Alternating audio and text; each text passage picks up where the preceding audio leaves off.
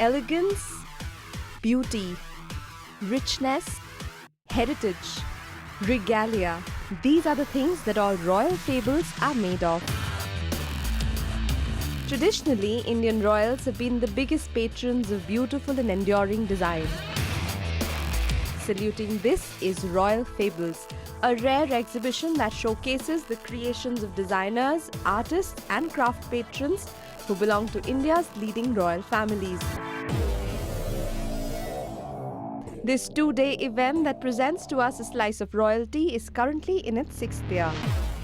Till last year, we used to just be one exhibition in Delhi.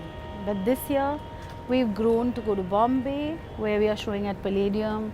We're going to Morocco as guests of Preeti and Jawad Kadiri at the Palace Marrakesh, where we'll be showcasing before some Saudi royals and some royals from Europe. So we thought that why not bring in all the elements that describe royal. So this is a real story for Royal Fables. I used to by chance meet a lot of these lovely young royals like the Baroda princess. She's actually a journalist in Indian Express.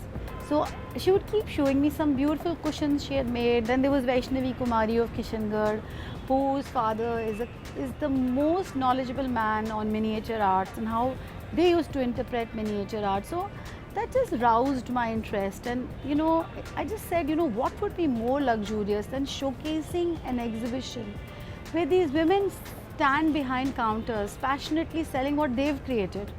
So actually I'd like to divide the exhibition into 3 parts. One is of course the art by the royals, which is very different because see, it reflects 2 of their biggest passions, hunting and craft. So they are very obsessed with their wildlife, their environment. And then there is craft. So there is, recreating miniatures from Kangra, from Kishangarh, then tribal art. Like if you look at the Madhya Pradesh belt, they are all surrounded by tribal families. So the Jhabua princess, she's actually got tribal art going. Also on display were the brilliant sparkles of dye-colored diamonds. A diamond might be a girl's best friend, but when it comes to royalty, it is the feather in the crown. So we've been very proud to associate and be a part of the whole sponsorship team with Royal Fables. It's seldom that there's so many royalties in India that come under one roof. And when the opportunity came up, so we gladly kind of took it over, and then we thought it would be a great idea for us to sponsor the whole event and then come forward. So we're proud to be associated with Royal Fables. Finally, the big day arrived. The stage was set and everyone was getting ready for the regal fashion show in the evening.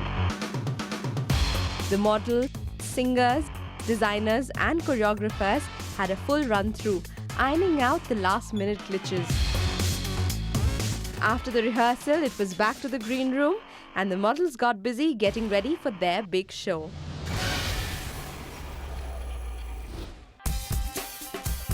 The evening began with the launch of the Royal Fables yearbook, which chronicles their journey.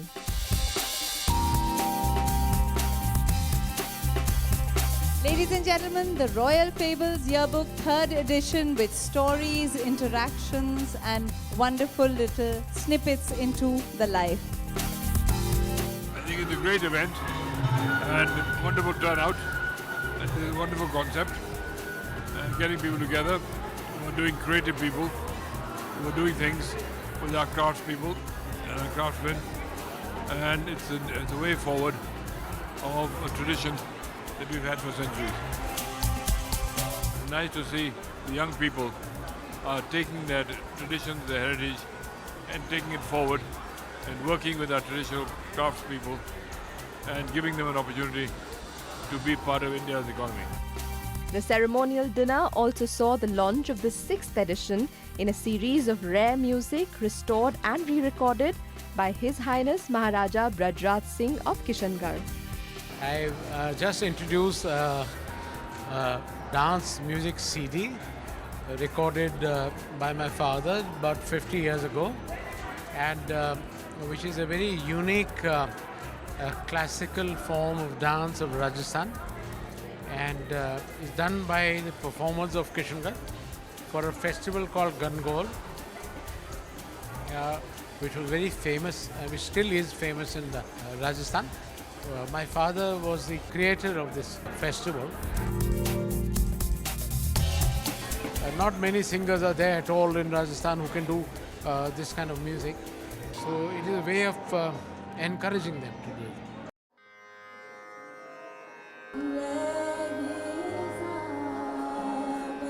Royal Fables is such an exciting experience in bringing back Indian culture in such a rich and colorful and beautiful and musical way. Yeah, it's great to be a part of it. I had the pleasure and the honor of re-singing some recorded work sung traditionally by Rajasthani folk musicians. This was dance folk music, which I presented some excerpts from. Yes, I sang the Ghumar, which is really very, very famous.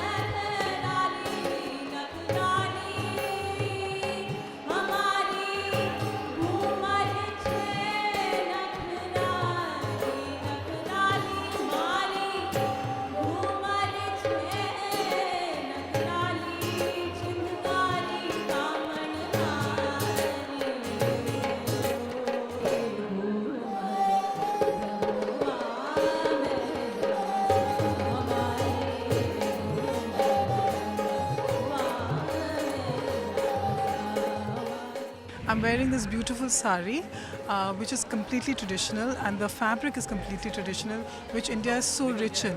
You know, the textures, the fabrics, the colors. Also, I'm wearing this beautiful cape on top of the sari, which makes it look rather royal and rather beautiful. Thank you. Thank you very much. You know, since India got independence, there's been no gathering of Indian royals like today.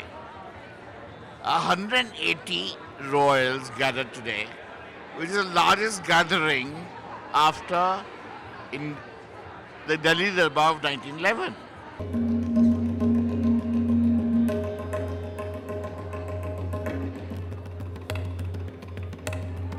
Umang Hati Singh's heritage couture line and Rishabh Dongia's shimmering designer jewelry collection was the highlight of the evening.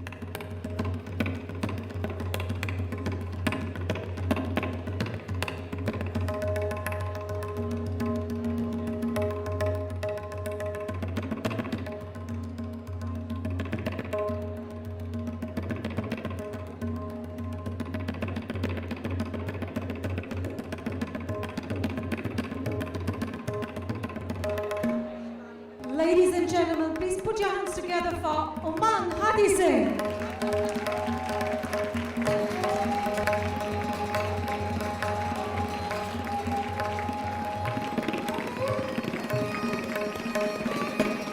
I thought the clothes were very interesting. Of course, these are not normal day-to-day wear, but I do hear that these are the same clothes that are being sold abroad in Harrods and many other stores like that. So it's interesting to see that kind of a collection brought in out here. And I think the girls looked really, really good. The thing that I wore actually was 22 kgs. So if you saw me stoop a little, it's because I had 22 kgs on top of me, right? Ladies and gentlemen, we present to you Rishabh Dongia of Daya Kala.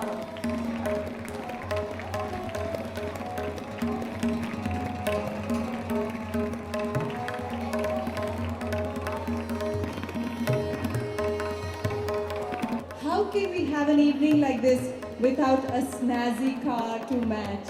May I invite you to take a step forward with us towards the brand new GLA Mercedes which we are about to unveil.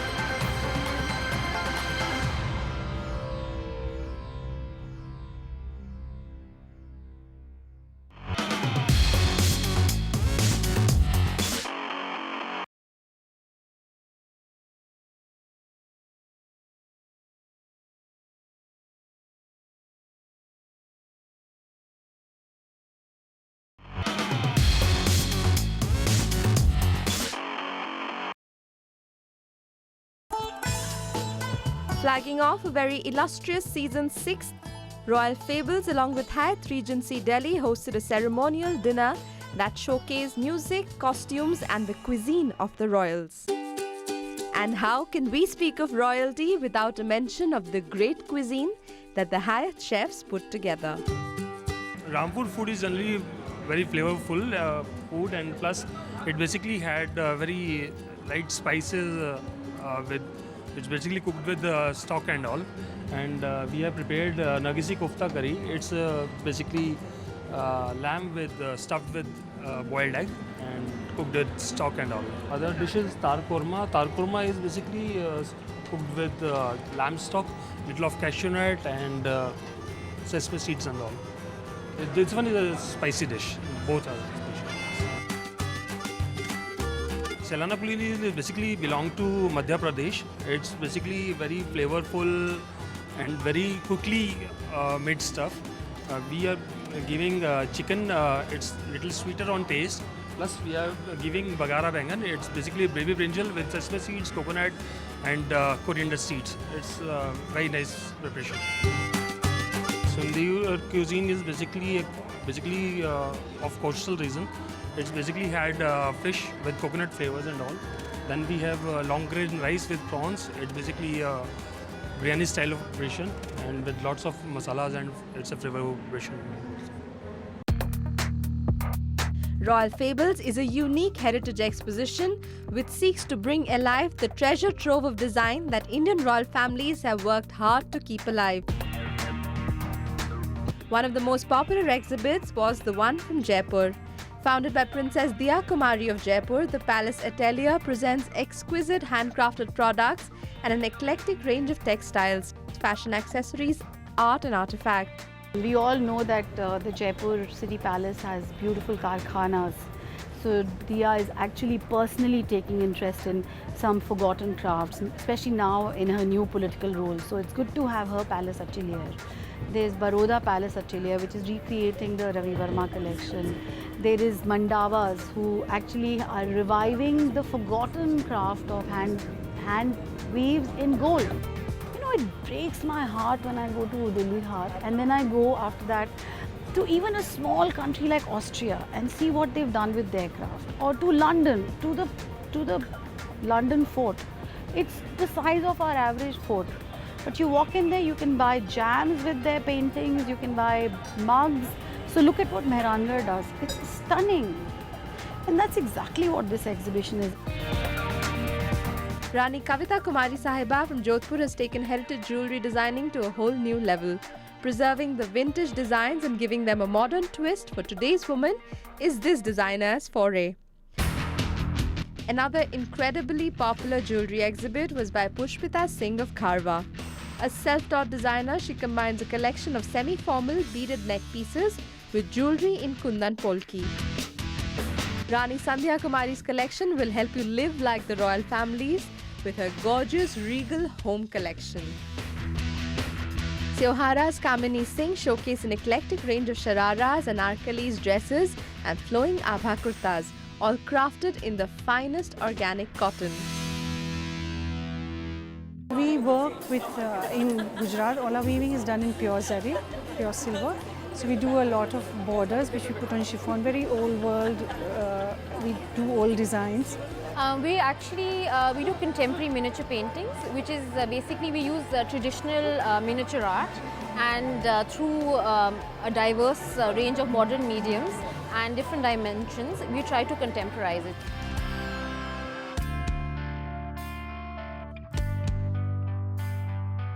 I was into hand painting on fabrics and mainly on georgettes.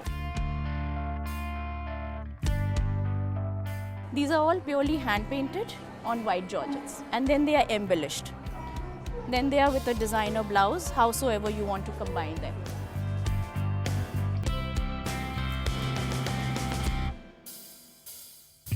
I'm an automotive artist and I portray vintage and classic cars which are associated with India.